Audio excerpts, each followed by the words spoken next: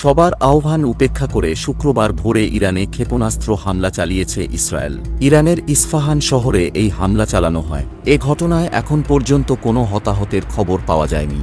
মার্কিন সংবাদ মাধ্যম এবিসি নিউজের বরাতে এ খবর জানিয়েছে আল জাজিরা। এদিকে রয়টার্স জানিয়েছে, দেশটির কেন্দ্রীয় শহর ইস্ফাহানের একটি বিমানবন্দরে বিস্ফোরণের শব্দ শোনা গেছে, তবে তাৎক্ষণিকভাবে এর কারণ জানা যায়নি। ফলে ইস্ফাহান, সিরাজ ও তেহরানের ফ্লাইট স্থগিত করেছে ইরান।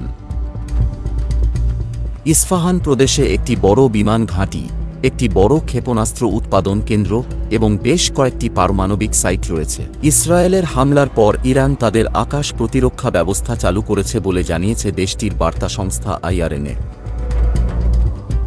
এর আগে সিরিয়ার রাজধানী দামেস্কে ইরানের কনসুলেটে প্রাণঘাতী হামলার প্রতিশোধ নিতে ইরান সরাসরি ইসরায়েলি ভূখণ্ডে ওই হামলা চালিয়েছিল।